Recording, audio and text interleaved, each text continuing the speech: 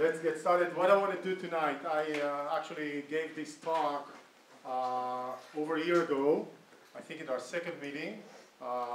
So I thought that's a good time to talk about it all over again and maybe kind of refresh it a little bit, but pretty much stays the same.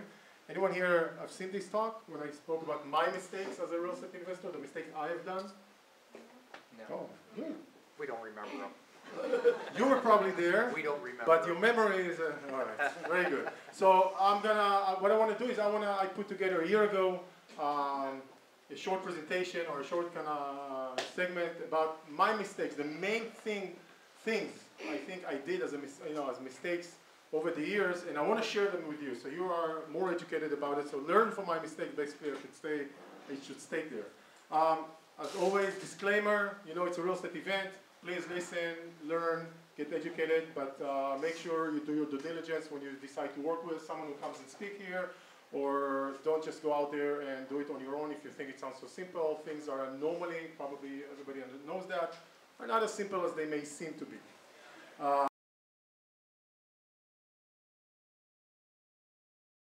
And there are a little bit more, or a few more nuances to them. Can you guys see okay? Thomas, am I blocking it? A bit. Okay, a bit. I'll go over here. All right.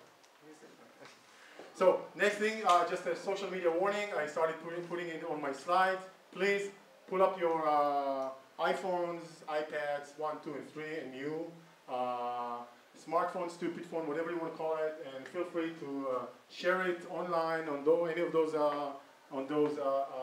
websites, those little awkward websites over there. You can use my Simply Do It hashtag or my name. It's fully spelled. Feel free to do so. No problem with that. Okay. So let's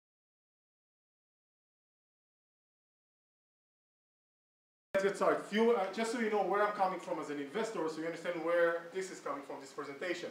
So I've been investing since 2002. I started investing while I was a high-tech, not engineer, but a project manager, working for a high-tech company in Israel. Was traveling a lot to Europe at the time, and very quickly I realized I was maybe 25 at the time or so, 26, that it's not going to work working hard, for so many years, and nothing really shows the hard work I've been doing for all those years. I could see my parents, my uncles, my cousins, all of those who have been working for maybe a decade or 2 or 3 by that time, and it didn't make any sense to me to follow that pattern. I decided to go and do something a little bit different about it, and that's how I ended with real estate. Now I started investing while in Tel Aviv, buying my first property in Phoenix in 2002, closing in 2003. So that means almost 10 years ago. And since then, I moved to this country, and then I bought in Arizona, Oklahoma, Florida, Texas, Arkansas, Alabama, North Carolina, Georgia, and maybe I'm missing 1 or 2. Texas is here? Zero. All right. And mostly rental single-family homes, some land, some commercial, and some fix and flips. Tax liens I've been doing for a few years as a side hobby, I should say. So even my hobby is a real estate hobby. I do a little bit of a side, tax liens.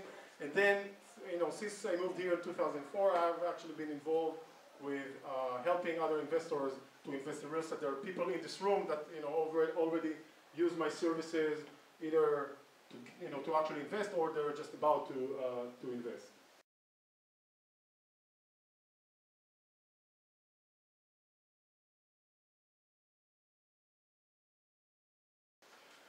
So let's just talk about the essence of this presentation. This is jumping a little bit. A lot. Okay, so let's talk about straight to the essence. The first thing that I think I missed when I got started, and through the first years, is the why. The why for me stands for why would we do it in the first place? I mean, yes, we want to get rich. Yes, we want to make money. Yes, we want income. But in real estate, so many things can go not as planned. Not necessarily dramatic, but not necessarily exactly as we have planned for that. So many things, there's so many noise that can happen in the process. It's a people business. There are tenants or rehabbers or teams and those and miscommunications. All of that. Come on in, you're okay. So many things can go not as planned and they can stress us out. So if we miss on the why, okay, then actually we're missing the point. I have an investor, no longer an investor. When he got really excited about this thing called real estate investing a while back, and he went out and bought immediately, I'm trying to remember, I think 4 or 5 homes, like right off the bat. First experience ever. Against my advice, by the way. I told him start with 1, take it a little bit slower. He bought immediately 4. They all closed around the same time, didn't get rented immediately. And guess what? The guy was stressing out like crazy. He was on the phone. I could hear the stress. I would feel for him, but I could hear the stress. And eventually, I helped him to move out of those deals. And he's actually no longer a real estate investor. Obviously, that's not for him. So the point is, when you have one property or multiple properties, and yes, there are going to be some vacancies. Guess what? There are going to be some repairs. Guess what? There are going to be some issues. And who knows, maybe the property managers you choose to work with is not perfect. And he may not get back to you the next day or within an hour or within the next few days. And all of those little things that I call noise, that will happen. Let me just say it very clearly. It will happen. Okay? Every once in a while when I get an investor who's like renting it immediately or everything goes pretty smoothly for the first few years, I envy them. Okay? That doesn't really happen. It doesn't mean it overtakes my life. All right? It doesn't overburden my life with a lot of noise and things going on. Well, I use property manager or if I don't.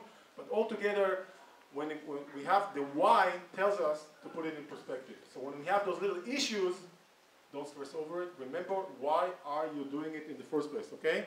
So that's, and the why can be, for your retirement, for the kids' college education, grandkids' college education, take off in, repair your, rehab your kitchen in 2.5 years, whatever you want to do, whatever the why is, it doesn't matter. But as long as you remember, why are you doing this, those little noise issues are going to be, very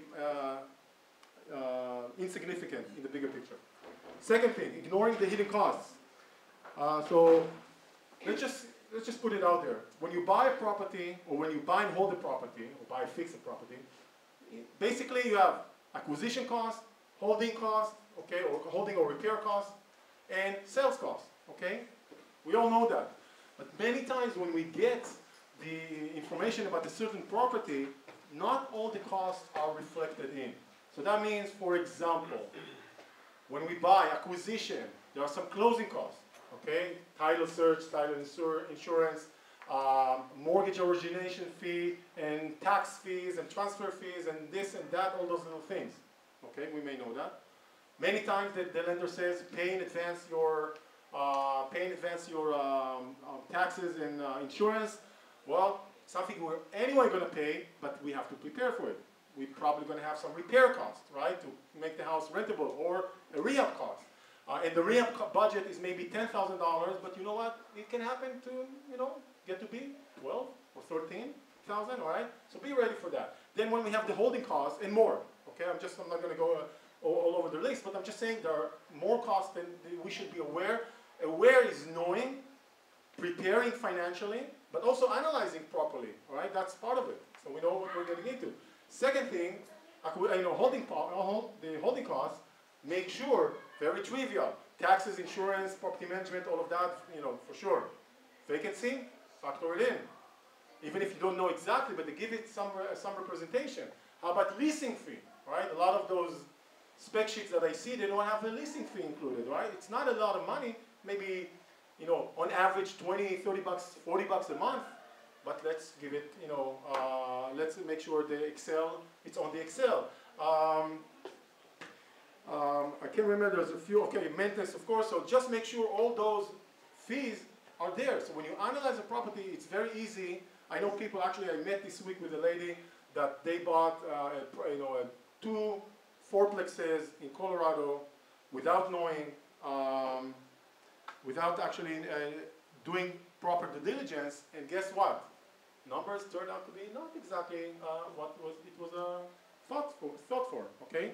So it's very trivial to say, just remember to do those, and just remember to ask those figures, and not miss on the, on the hidden, I call it the hidden cost, but it actually should be the true cost of owning, acquisition, and holding or rehabbing, and then sales cost, it's typically a sales commission, but many times you're going to find some repairs that you're going to need, not just because of inspection, just to make the house prettier for the sale, and sometimes you're going to have to pay some of the closing costs or some of the half of the closing costs or something like that, depends on the area. Just be aware of that.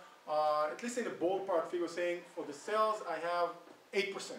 It's going to be more than the typical 6% you normally have with the commission. All right, everybody with me so far? Let's talk about the trickiest one of them all probably, which is land. I had the Nutso Pleasure, I should say, to buy into just land, lots, okay, in different parts of the country. And to be involved in other areas that there were lots that were sold, and a project that I was also aware to, but actually recommended some of my investors not to buy into that. Some did not, some did. And I'll explain to you what happened with that in a second. What is the problem with land? Or maybe I should say, I've probably developed, it cost me a lot of money to develop a system how to buy land, let's say. So many times when you go to events and you go to clubs and you go to expos and all of that, there's going to be a speaker coming and he's going to talk about how land is amazing and how much, I bought this lot across the street of the community center in 1942. And guess what? It's worth $1.2 million right now. That is an amazing story. I'm not familiar with too many people who were able to do that. Land in general is a bit speculative, okay? It may go up, it may not go up, I don't know, right? It may be an amazing deal or maybe not so good, not so great deal. But in many of the land land projects I was involved in, there was a big tract of land, a subdivision. Some developer bought a huge piece of land, they're subdividing it, they're putting roads and infrastructure and so on and so forth, right? And then they're starting to create those lots and selling them to investors or owners or homeowners. The problem with that, the problem with this type of a land is a couple of things. First of all, there are many lots available, right? So in the future, if we did well, everybody is competing over those buyers that will come in. Even if we all did well, we're still in a competition. So that means it will bite into our profit, for sure. Second, in many of those projects, the developer is probably still selling there. And most likely, the developer controls the sales office / the gate in some instances. And that means when a buyer, when you want to sell it, let's say 5 years later, and a buyer comes in, and they drive, well, first of all, they want to drive around, but they can't, they have to go through the sales office, right, because the gate is closed. And guess what happens if you send a buyer with your agent to see your lot, and they have to go through the developer sales office? Which lot is going to get prioritized? Yours or the developer? Well, if you have to guess, then it's the developer, okay? Been there, suffered that. So that's something that when I look at the land projects, I want to make sure that it's not controlled by one company, okay? That I can easily have access to sell those properties or pieces of land easily. Easily mean that I can easily find at least 5 realtors that will be able to sell this piece of land. So I'm not dependent on some expert who happens to work for the developer to sell my lot, all right? So that's one of the things is I want to make sure it can easily be sold at the open market and I can easily find one realtor. Why am I saying 5? Out of 5 realtors, you're probably going to like 2. And out of those 2, you always want to have like a backup plan if it doesn't work with one of them, right? So even 5 is not a lot. But you know what, let's start with 5. Find 5 that can, that's a good start. Remember, land is normally not something you rent and collect rent. I mean, you put a tent and collect rent. You don't normally do that. So remember, it's not providing any type of cash flow. Actually, you're going to spend most likely several hundreds or dozens of dollars every month for maybe HOA, maybe taxes, almost for sure. So this property, you may pay $20,000 to buy it, but for the next 10 years, maybe you're going to pay an additional $20,000 to hold it until you get to the point that you sell it. So for me, land is something like this. Drive here, well, maybe not here. maybe go down to my neighborhood, which is Cupertino, or somewhere in the area, or not as nice areas, but just good areas. And they're all built out. And every once in a while, there's a lot, an empty lot. That, for me, makes sense, right? When I have to compete with so many lots, it doesn't make sense. So be aware of the land. You know, let's call it this tune. Lands is kind of, there's something very mystical about land appreciating over. It could be. I'm not saying it couldn't. I could be wrong. But it's, in simple words, it's just more, you know, a speculation than just buying a rental property. Negative cash flow. This is for the veterans in the room. You know this term. For the newbies, so to speak, newbies, you probably heard that term. Okay. When I got started, I bought many properties with as little down as I can. That means 5 and 10% typically, all generating negative cash flow. Why would I do that? Easy. I got a nice income every month. I easily pay off those negative cash flow. Actually, there's some tax benefit for that. Right? No problem. Well, basically, if everything would continue to go up and, you know, and appreciate endlessly, of course, excellent game plan. But as we know very well, even if you're not, you know, a veteran, things do not continue to go up endlessly, right? They do tend to go down. So, with that said, what I'm trying to say here is, and by the way, today is very easy, always buy with a positive cash flow, not even a break even. Why? Why am I so emphasizing that? Even if you have the income to support it.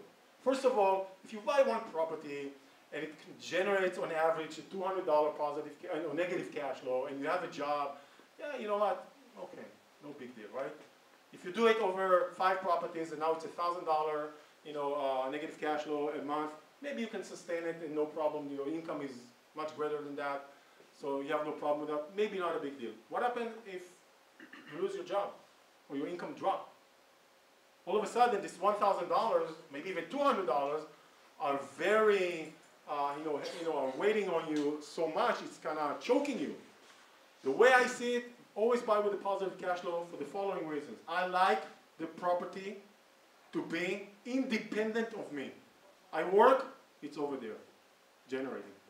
I don't work, it's over there, generating. I take off for 1 year, I choose to take off for 1 year, it's still there in the background, generating. I'm talking about on average. Of course, you're going to have vacancy and all of that, but on average, it's generating positive cash flow. I like that. Okay, it makes the property independent of me. That's the first thing. Second, if you buy multiple properties, then your portfolio is stronger, it's more stable. Okay, and has nothing to do with your life.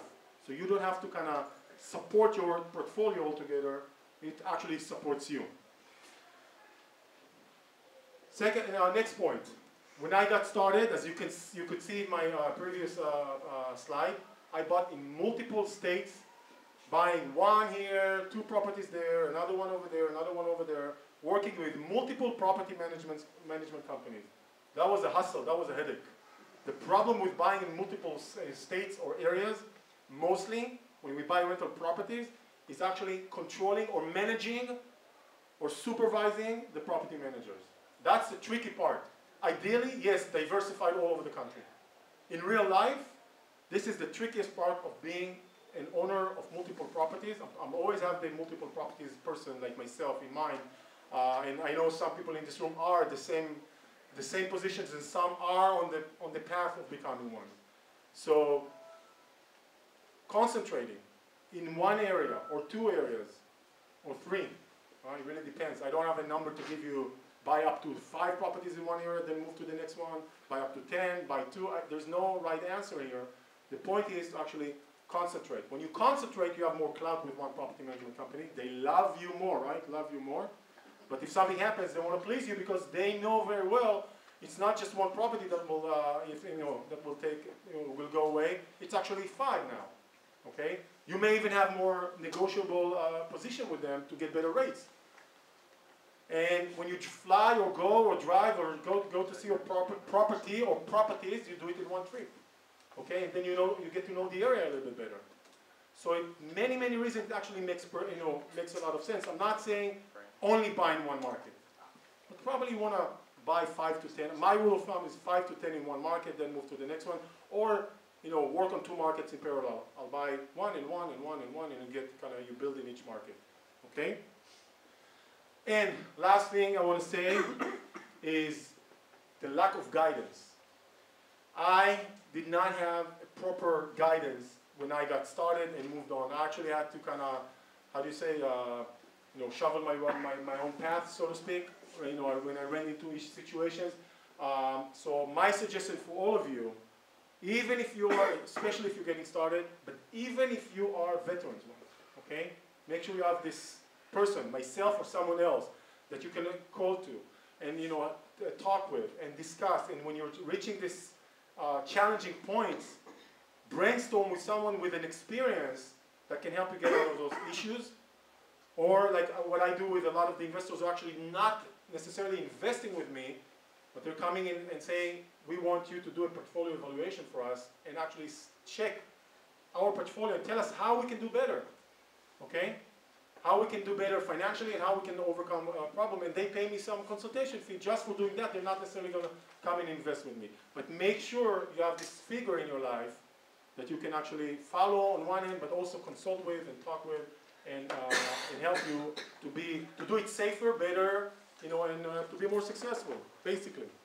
Here's my contact info. You're probably going to see it a few more times tonight. Ooh.